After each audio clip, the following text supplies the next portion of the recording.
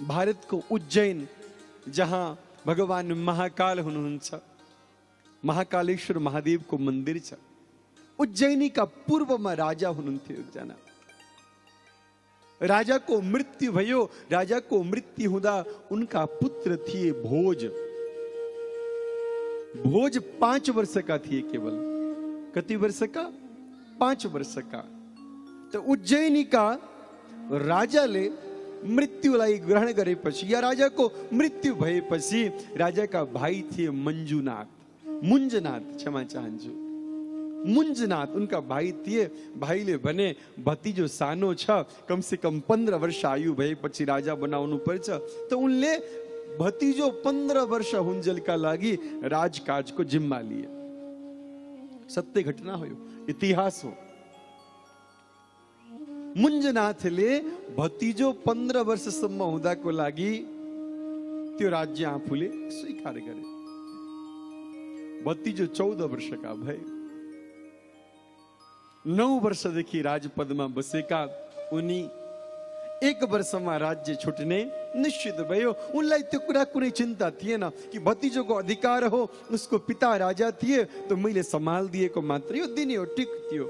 भयो के भने ती राजाका क्याबिनेटका मन्त्रीहरूले राजाको कान भर्न थाले। महाराज, यो जुन हजुरको भतिजो छ, यो दिनहु सत्सङ्गमा जान्छ, साधुहरूको संगत गर्छ, हेर्दाखेरि यति ह्यान्डसम, यति राम्रो छ, तलवारबाजी पनि त्यति नै राम्रो छ, यसको लोकप्रिय छ। यदि यो राजा भयो भोलि भने त हजुर र हामी सबलाई यसले जेलमा हालिदिन्छ। या हजुरलाई त केही नगर्ला काका हो, कि हामीले त कति के गडबडी गरेका होला, के होला, यो त सत्य प्रिय छ। हो न हो, यो राजा हुन हुँदैन। कान भरिदिए। महाराज, राजालाई पनि लाग्यो 9 वर्षदेखि बसेको गद्दी फ्याक्ट जाँदाखेरि के हुने हो, भतिजोले कुनामा लगेर पो फ्याँक्ने हो कि मान्छेले थट्स पोइजन भरिदिए, के विचारमा विष घोलिदिए। उनलाई लाग्यो ठिक भन्दैछन् क्याबिनेटका मान्छेले। एउटा एकदम भरोसेमन्द, उनले विश्वास गर्ने विश्वास पात्र थियो। सेनापति बोलायो। सेनापति, तिमीलाई म विश्वास गर्छु, त्यसैले आदेश दिएछु, एकान्तमा गएर भोज, राजकुमार भोजलाई मारेर आऊ जाऊ। सँगै वनमा जाऊ, कुनै बहाना लिएर एकान्तमा मारेर आऊ। सेनापतिले राजाको आज्ञा माने, भोजलाई लिएर वनमा गए। भोज मुस्कुराइरहेका थिए। सेनापतिको हात काँपिरहेको थियो, शरीरबाट तरतर पसिना आइरहेको थियो। जब महाराज सत्यको अगाडि असत्य उभिन्छ, त्यो असत्यको हाल यस्तै हुन्छ, थरथर काँपिरहेको हुन्छ, पसिना आइरहेको हुन्छ। भोज विद्वान थिए संस्कृतका, सत्संग गर्थे साधु कहाँ गएर। भोजले चिने मेरो सेनापति असहज अवस्थामा छ, प्रश्न गरे,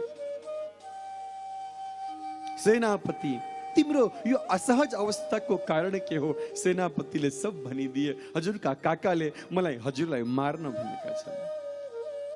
भोज घोडाबाट उत्रिए, मार मलाई, राजाको आज्ञा पालन गर। सेनापतिको हात कामो, यो राज तलवार हजुरको पिताजीले मलाई दिएको, म भला हजुरलाई कसरी मार्न सक्छु? न राजाज्ञाको पालन गर। न महाराज, म मार्न सक्दिन। हजुर एउटा काम गर्नुस्, यो पहाड पारी मेरो बहिनीको घर छ, त्यो बहिनीको घरमा गएर हजुर निवास गर्नुस्, म राजालाई मारे भनिदिन्छु। भोजले भने, राजा चालाक छन्, प्रश्न गर्छन्, प्रमाण के छ मारेको? त उनले शिकार गरेका थिए, यो शिकार गरेको पशुको रक्त छ, यो रक्त लगेर तलवारमा देखाइदिन्छु, मैले भोजलाई मारे।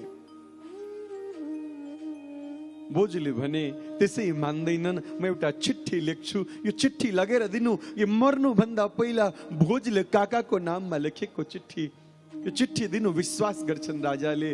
भोज, राजकुमार भोजले चिट्ठी लेखे, काका, यो दुनियाँमा मानदाता पृथु, युधिष्ठिर आदि ठुला ठुला राजा भए, बिचारा कठै ती राजाहरू मरेर जानु पर्यो। काका हजुर त भाग्यमानी हुनुहुरहेछ, हजुर नमर्ने हुनुभयो। यदि मर्ने हुनुहुन्थ्यो भने भतिजो मार्ने लोभ हजुरलाई हुन्थेन, राज्यको लोभ हुन्थेन। हजुरलाई बधाई छ, हजुर मर्नुहुन्न काका। ती राजाहरू कठै बिचारा थिए, सब मरेर गए। नामी राजा थिए, सूर्य वंशका, चन्द्र वंशका, बिचारा मरे। हजुरलाई बधाई छ। चिट्ठी लेखे, काका मलाई भनेको भए हुन्थ्यो, म आफै प्राण दिन्थे। दिए चिट्ठी। सेनापतिले चिट्ठी लगे, राजाले सोधे तिमीले मार्न खोज्दा उसले के भन्यो? सेनापतिले भने हात जोडेर उभिए, पिता यदि काकाको आज्ञा छ भने मारिदियो भने। म मार्न तयार भए। फेरि एउटा चिट्ठी लेखे, हजुरलाई दिए, मैले मारिदिए। चिट्ठी पढे, चिट्ठीमा लेखिएको थियो, वारे काका बधाई छ, हजुर अमर व्यक्तिलाई। बिचारा ती मानधाता आदि युधिष्ठिर आदि राजा त मरेर गए। यो शरीर जुड्न यसको कुनै भर छैन, त्यसका लागि हजुरले मलाई मार्न पठाउनु भएछ। म सहर्ष मृत्युलाई स्वीकार गर्छु। भतिजोको चिट्ठी देखेपछि मुञ्जनाथका आँखा रसाए। अरे मैले कति ठुलो गल्ती गरेँ, सानसाना दरबारियाको कुरामा आएर भतिजो मारिदिएँ मैले। ओहो महापाप लाग्यो, म शरीर त्यागिदिन्छु। अरे मबाट अपराध भयो। सेनापतिले भने महाराज चिन्ता नगर्नु, हजुरको भतिजो मरेका छैनन्। मलाई थाहा थियो हजुरको मन पवित्र छ, तर हजुरका आसे पासे गलत भएर हजुरको मन बदल्ने काम गरे। महाराज याद राख्नु, यदि पारिवारिक कुरामा बाहिरको मान्छेले दखल दिएर हजुरको घरभित्रको कसैको निन्दा गर्दैछ भने त्यो व्यक्ति हजुरको मित्र होइन, हजुरको शत्रु हो। महाराज यो समाजले बुझ्ने कुरा हो। यदि हजुरको परिवार भित्रको मान्छेको कुरा काट्छ, छिमेकीले आएर भने, बजारको मान्छेले आएर भने, त्यो बजारको मान्छे, त्यो छिमेकी हजुरको हितौसी होइन। हजुरको हित चाहने मान्छेले कहिल्यै पनि हजुरको परिवारमा फुट हाल्न खोज्दैन। यसले फुट हाल्न खोज्छ, परिवारमा एक अर्काको चुगली गर्छ, मान्नुहोस् यो चुगली गर्नेवाला सबैभन्दा ठुलो शत्रु हो। हजुरथीमा आएर उसको निन्दा गर्छ, उसँग गएर हजुरको निन्दा गर्छ, झगडा बनाउँछ, बीचमा बसेर इन्जोय गर्छ मुभी। महाराज यो समाजको चित्रण हो, प्रत्येकले बुझ्नुपर्छ यो कुरा। हिन्दीमा एउटा बडा सुन्दर कहावत छ, भाइ फुटे गवार लुटे। परिवारमा यदि फुट भयो भने गडबड हुन्छ सब। बाहिरी मान्छेले दखल गर्यो भने, राजाको मनमा त प्रेम थियो, बाहिरका मान्छेले विष भरिदिए, तर त्यो बालकसँग सत्संग थियो। उसले काकालाई यस्तो चिट्ठी लेख्यो, काकाको आँखा खुल्यो, क्षमा मागे। र यो भारतको इतिहास हो। मुञ्जनाथ महान त्यागी भए, महान साधु भए ती काका, ती राजा। र त्यो बालक राजकुमार महान राजा भयो, जसको नामबाट आज पनि भारतमा एउटा सहर छ भोपाल, मध्य प्रदेशमा। भोजपाल, भोजपालबाट भोपाल। भोपाल जानुभयो भने ठुलो तलाब छ, राजा भोजको ठुलो स्ट्याचु छ त्यहाँ। यो सत्य घटना, इतिहास हो। यो इतिहासले के सिकाउँछ? सत्सङ्गको सहारा ल्याऊ। यदि ती भोज राजाले बाल्य अवस्थामा सत्सङ्गको सहारा नलिएको भए मार्ने काकालाई उनले मार्न खोज्थे, मार्ने काकालाई उसले मार्न खोज्थ्यो। महाराज मैले देखेको छु सत्सङ्गका अभावमा 3-4 वर्ष पहिलाको कुरो, नयाँ दिल्लीमा अरबपति दाजुभाइ अंशबन्डा गर्न बसे। भाइले लगभग एउटा 40 करोड पर्ने फार्म हाउस मन पराए, जिद्दी गरे मलाई चाहियो। दाजु रिसायो, दाजुले रिभल्भर ताने।